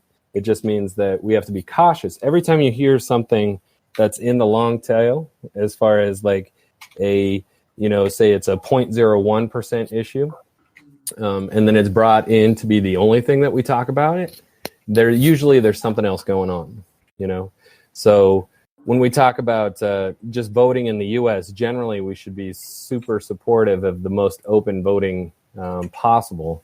But people use our opinions about our voting to kind of distract us from some substantial issues. I don't know if that was exactly what you were hoping for there, but I was talking to a Secretary of State candidate yesterday, and that was sort of his point of view on it. But there you go. Oh, so am I next? Yeah, I'd like to hear what you have to say in regards to voter ID, how in general identification is required to function with society. Yeah. I mean, to be totally honest, I don't have that strong of an opinion on it. I think that Jacqueline does make a good point, but I can also see, from Mr. Larson's perspective, is that it can also be abused. It can be fucked with either way. But to Mr. Larson's point earlier when he mentioned means testing, what I've come to realize is that in Washington, means testing only is just a barrier. It's just their way of saying, hey, we don't actually want to do this. So, but I can't just tell you that I don't want to do this. So Nancy Pelosi says we have to means test this UBI stimulus bill or whatever. But she didn't say that when it came to bailing out Carnival Cruise Ship Company, right? So means testing, you really have to learn the Washington dictionary, because they use these words that on the surface seem reasonable. It's it should be means tested because you want to know that the product works beforehand. But you quickly come to realize that that's bullshit. It's just a way of them building up a wall for it not to happen. When Nancy Pelosi said, quote, I don't want to cut checks to millionaires, and that was her justification for means testing the COVID relief checks, I can guarantee you that there are a hell of a lot more destitute and indigent people that were cut out that need help the most, that were means tested out of being able to get anything, than there were millionaires. Absolutely. Absolutely. And you know what? That was actually a talking point for not just Nancy Pelosi, but also Pete Buttigieg. When Bernie Sanders was talking about Medicare for all, Pete Buttigieg's response was, I don't think millionaires need free healthcare or some bullshit like that. So yeah, like as they pretend to care about the little guy, they're also, Right. shunning the little guy. Right. Well, exactly. Plus, they're ignoring the most important thing that we're doing with the money. The money is to go into the economy and change hands. It's like, what is a person's propensity to spend this money? And that's what I don't. This is what I just don't understand. Is like, I think it's our fundamental paradigm at this point, and I don't even think it's intentional. Sometimes is we're thinking, oh well, it should always be fair. But the fairest thing is to be universal. Like, let that billionaire have $1,000, and then they can put it on Main Street. Well, not to mention also the fact that somebody can have $1 million and be sitting pretty today, but then they throw the dice of life and it comes up snake eyes, okay? And they can go from being at the top of the world today to tomorrow being in the soup. So, it's like that's the thing as well, is that's the whole point of having a universal social floor that does not penalize you when you dig your way up out and come, we always if I could just pop in real quick before we move away too quick. I'm really happy that we have identified the grift, the ruse in the messaging of the politics of spite, even from just a purely practical standpoint. What is going to do more harm to society? Just giving unnecessary money to millionaires, billionaires, etc., or cutting out the same number of people who are destitute. And of course, in practice, we're cutting out, 100 times more people who are destitute than people who actually receive the money and do not need it at all. Guarantee. So that's called an error of scope, and if we identify it for what it is, talk about it in those terms to each other, it becomes abundantly clear. And then it becomes a question of how it ever worked to begin with, Yeah, I think like we glorify all the rags to riches stories, but how many riches to rags stories are there? Absolutely. So, let's talk about those stories. Let's talk about all the people. or in that case, rags to rags. Rags to rags is like the most abundant stories out there. But the thing is that we just have this brainwashing apparatus in our mainstream media that has to be confronted for what it is. I mean, that's why I'm hoping like all these mainstream media channels need to be challenged for all these stories that we're talking about over here that are being ignored by them, that are being overlooked, and are being and they're pontificating to us who are talking amongst ourselves right here without ever really listening to us and just pontificating to us. I don't think that's right. There's a technical term for that, Ariel. It's called littering the public square with verbal diarrhea. There you go. Right. There you go. Yeah. Can I bring something up now? I know that this is going to be like. Let me just preface. Oh, hey there, buddy. How's it going? Who's that? That's Faye's little boy. That's Zephyr. Oh, hey. So Zephyr can't hear you because I have my headset on, but he sometimes is curious about what Mommy is doing, and he's enjoying some tips he got from his friends. All right. I had to taste test it to make sure it was still good, There you go. No poison in that. So put him away because I'm going to talk about something very adult. Like everything that we do forward, like any solution that we talk about, has to be universal. It has to apply to everyone equally, because I fear that if it's not universal, then it'll only result in the unintended consequence of causing more division. And this leads me to, and get ready, this leads me to reparations for slavery. Okay, because I've seen a lot of I've been hearing a lot of talk about how African Americans are deserving of reparations for slavery, and I'm not here to debate whether or not that's a good or bad idea. All I'm saying is that if it were to be implemented, or if they were to be given the reparations, is it possible that that would only create more resentment, because it's not. Because it's essentially a sort of UBI for African Americans, but not for everyone else.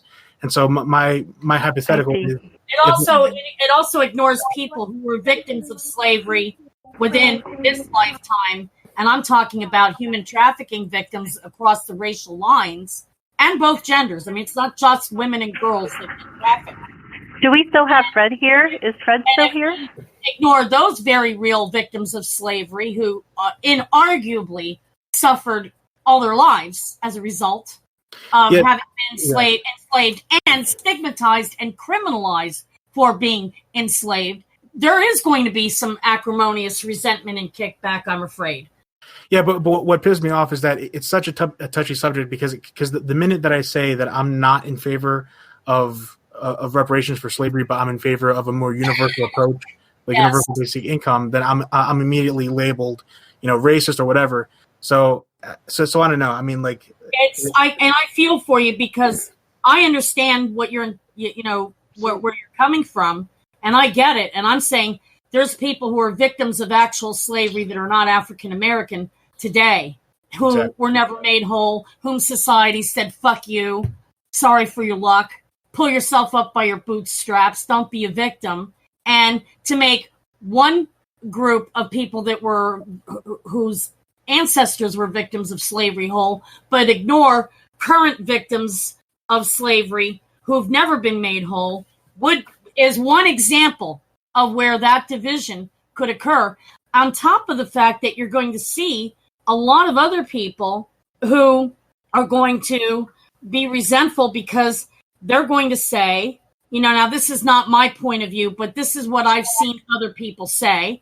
They're going to say, well, my people never owned slaves. My people were from poverty for the past 7 generations and didn't even come to America until after World War II as penniless refugees, fleeing the Nazi war machine that had infiltrated every country in Europe. It wasn't just Germany, It was this onslaught that just completely obliterated Germany, completely obliterated Europe, and turned Europe into a pile of Neolithic rubble, quite frankly, until the Marshall Plan was passed. And there's going to be a lot of resentment from those people. They're going to say, why am I being forced to pay for something that I had no benefit from? And that is an argument that I've seen, whether anybody else agrees with it or not. These are arguments that I've seen on almost every forum where that issue of reparations is broached. Every time, I've seen that. And it's like we can't ignore that and can't ignore that complaint. Absolutely. If I could step in for a second, Dan Larson, I think you got a lot of views on human trafficking. Spoke about it pretty eloquently last time you were on here. Yeah. So first, I want to talk about maybe just respond to the reparations question just a little bit. It is a worthwhile issue, but I think it's important, like Kevin was saying, to just call out. It's like there's so much universal work that we can do on economic injustice right now. Like, why divide people with the conversation of reparations and fairness? But like the issue that Jackie's talking about with human trafficking, for example, like one of the issues that we have in the state of Montana is the Keystone Pipeline, and the Keystone Pipeline is going to create a lot of jobs that are temporary in the state of Montana, and they go through like Native American reservations, and there is a conduit and a pipeline for sex trafficking, and this was within the energy fields of Williston, North Dakota as well, and these are small communities that are being sold that, hey, here's economic development, and we pursue economic development at all costs, but then we don't really look at the human costs. And so, for example, in this area now that you're going to have a lot of oil pipeline workers, there's likely going to be a spike in human trafficking and even the abduction and potential murder of like indigenous women. We still haven't addressed the fact that we don't have adequate like FBI resources, or we're not really following up on these cases. Sometimes there's organized crime that's moving into these areas. And we talk about, like, if you were to like do a map of the political conversations in this country, like truly these issues that are heartbreaking from a human perspective, we just don't really talk about enough as far as, are we looking for a solution? Are we looking for the root causes of these problems, and are we trying to affect it? And I think that it's another problem. A lot of people will throw out like proposed solutions, but like unless we're dealing with like the fundamental, basic, universal economic injustice, we just won't solve. You're not going to solve this by creating a committee. You're not going to solve this by putting more law enforcement on the street. You're going to solve it with millions of people having better outcomes and better ability to make decisions every single day. And that's why I think a social floor makes so much sense, because when you do anything that's targeted, number one, you're going to breed resentment among those who are left out. Exactly. Number two, you're going to implement means testing. And while that may sound politically cool, this is what it looks like for real. When you means test, you are basically creating a system, and we'll take SSI for poor disabled people that never got to accumulate enough credits to get regular Social Security, or SSDI. But SSI for poor disabled people is actually one of the welfare programs. You can't have more than $2,000 in total assets. And like in my case, I was told I'd have to get a divorce and basically go be homeless, which I told them to go shit in their hat. I'm not divorcing my husband, and I'm not moving out of my home. There's your antenna. You're coming in loud and clear, It's just not happening. And this is what we get when we do things like that. When we do things like targeted. Targeted goes hand in hand, hand in glove, peas and carrots, bread and butter with means testing. And what that creates is a ceiling instead of a floor. Well, what happens when you stand up like you're Alice in Wonderland? And all of a sudden, ouch, you've just cracked your noggin on the ceiling. But you've got a floor. You can stand on that floor. You can set a ladder up. You can climb up higher than that floor, and you're cool. You're golden. And if you fall, the furthest you can fall, the furthest you'll land is that floor. And this is why we really need to drill home, because a lot of people really need to have this explained to them like they're four, the difference between a ceiling and a floor. So anytime somebody raises the discussion of, well, we want to target, we don't want to give money to people that don't need it, or, blah, blah, blah. That's where you come at them with the idea of the floor and how targeting works hand in glove with means testing in a way that is just going to create a hell of a lot more problems than it's going to solve. And we don't want any more hornets' nests getting peed on, okay? There you go. You guys, I am in agreement. Yeah, I'm so sorry. But unfortunately, that's my time. So thank you guys so much for having me on. It's been a real pleasure. It was so nice to meet you for the first time, Kevin. You're welcome back anytime. It was really great. Really a fascinating conversation. You really brought a lot of new ideas here. So thanks. Thank you, Cheryl. Thank you. And Mr. Larson, if I may say, if Washington had a lot more people like you, we'd be in a better place. Oh, there's a wave of people like me, so we'll see. All right, we need to get like 400 or 500 more of you cloned and replicated throughout every state and country. Yeah. So, have common sense kind of government, Especially in here, California. Yeah. Bye-bye. Right, bye, Kevin. Thanks, man. Yeah. Bye, Kevin. Bye, Kevin. Yeah. Are we ready to move on into the official topics? I'm wondering if Fred is still here. Right. It feels sort of wrong having two of our special guests leave before we do the moderated portion. Yeah. So why don't we just finish up the open discussion, and then anyone who would like to be included can send me recordings of their answers to the topics. That way they're on an even footing with our guests if they'd like to be included too. How does that sound? I like it. That's good. Yeah. Great. So let's just move on and keep going for another half hour or however long you guys have. Yeah. I think we covered a lot of ground. So I actually wanted to weigh in on the reparations. I'm not sure that reparations is not something that we should do, but I feel like, of course, like everyone else, the universal basic income is so important. If we can pass that first, and then again, there's a lot of other issues that should be talked about as a second step. After that's been done, let's see how people are actually feeling. Let's give it another half a year or a year at least. Let people, start to sink in. how the government is actually providing correctly now for everybody. And then I think we need to revisit, how do all of these different groups feel about their probable mistreatment over, over this historical time. I mean, we're not going to just talk about race like only slavery. What about, like the Native Americans that were the first oppressed people?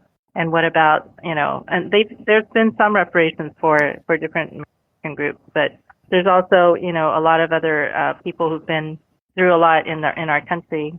So, that's, I think, something that does need another national conversation. I don't think we can say this never happened and that this is enough. We need to actually talk out, how does everybody feel after we get everybody covered first? Yeah, agreed. I think, getting everybody feeling included first is paramount. Right. And then if you want to have more conversations, I don't think that, UBI is going to end conversations. I think we need to keep talking until we figure that out.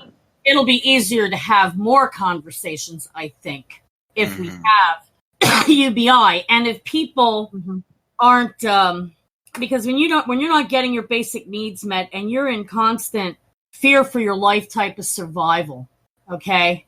When you're no longer in that space of fearing for your life type of survival, then you're going to be more, number one, you're going to be more rested, more relaxed, and more able to put yourself in that space where we can look at other things to talk about.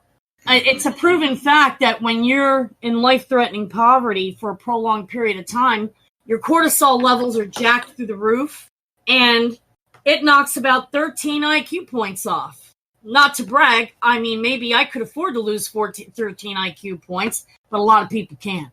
And we don't want to have that kind of loss.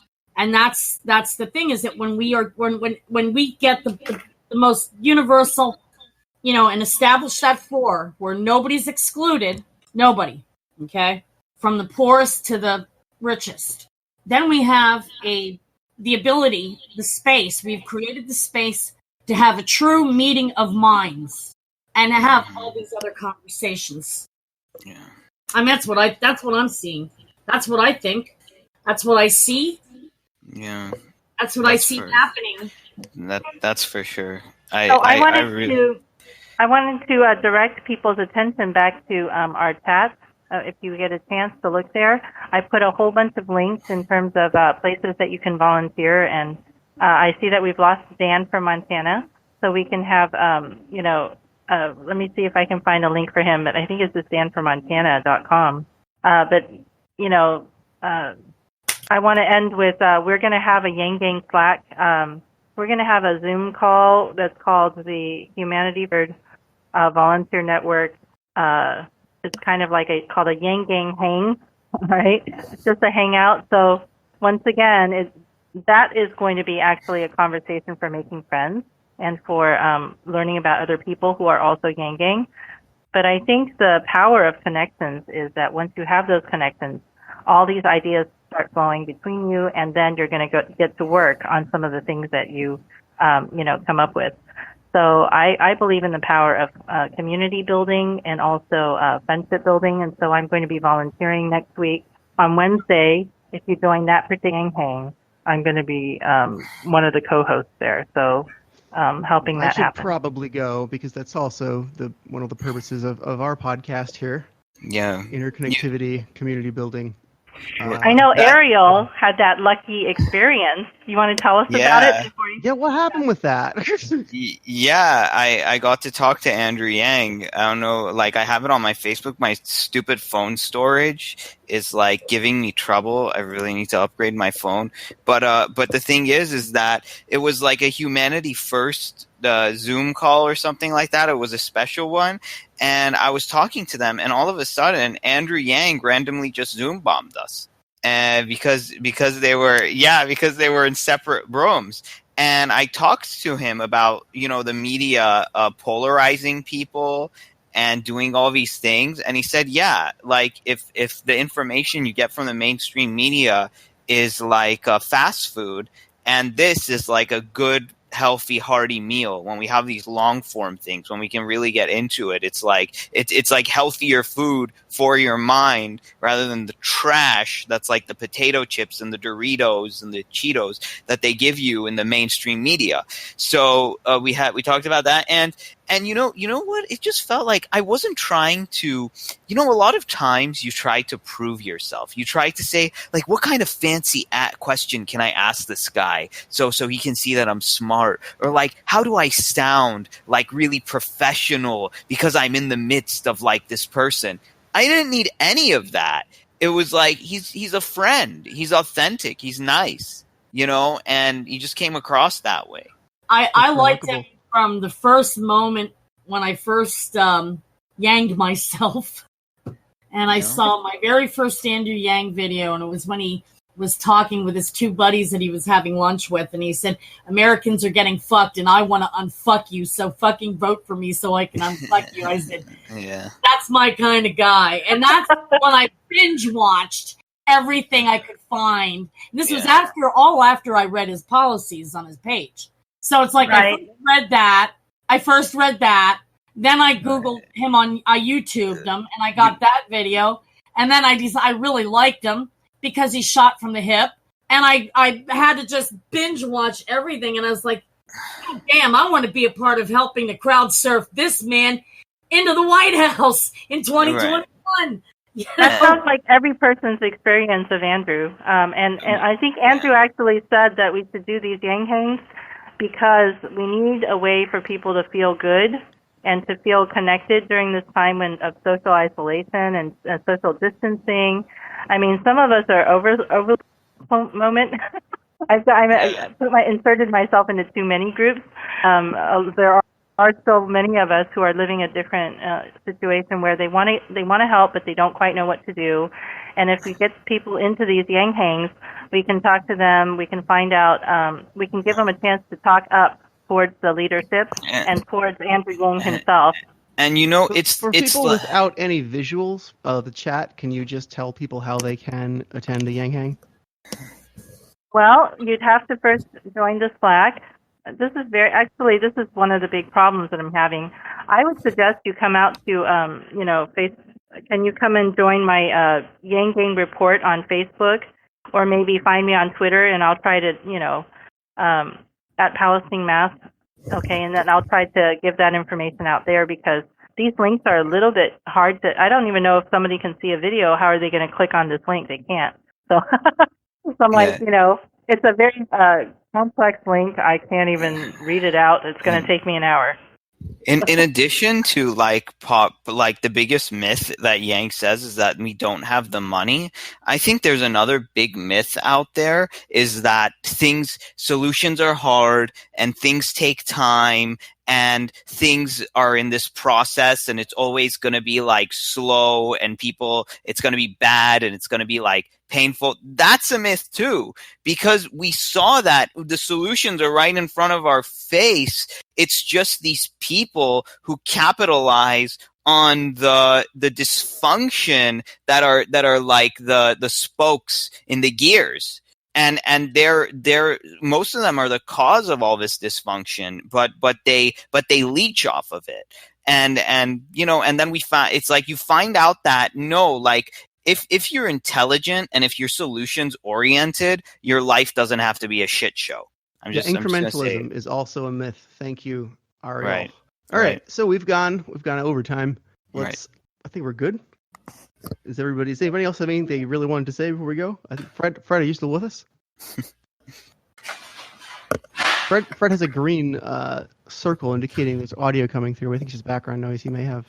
Just left his phone on and put it down. Maybe. Anyway, okay. Well, let's please just say a quick goodbye. Thank you for coming, everyone. If you'd like to just say your name and your Twitter, and we'll see you all soon. This was a great conversation. Okay. I'm Ariel, and my Twitter is Ariels_Armada, and you can find me on YouTube at Revolutionary Thinking. Yeah, thanks for tuning in, everybody. This is Jeremy Sammons. Follow me on Twitter at JeremySammons1, and that's SAMMONS, number 1. I'm Jacqueline, and you can find me on Twitter at Jacqueline Homan. And you can find me on YouTube, Jacqueline Holman, my name, and my Patreon and my online merch store, 99 Reasons Why.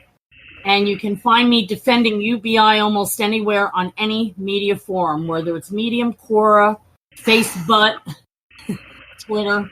I get all over. I get all over the place like horse shit. So I'm going to go ahead and speak for Fred.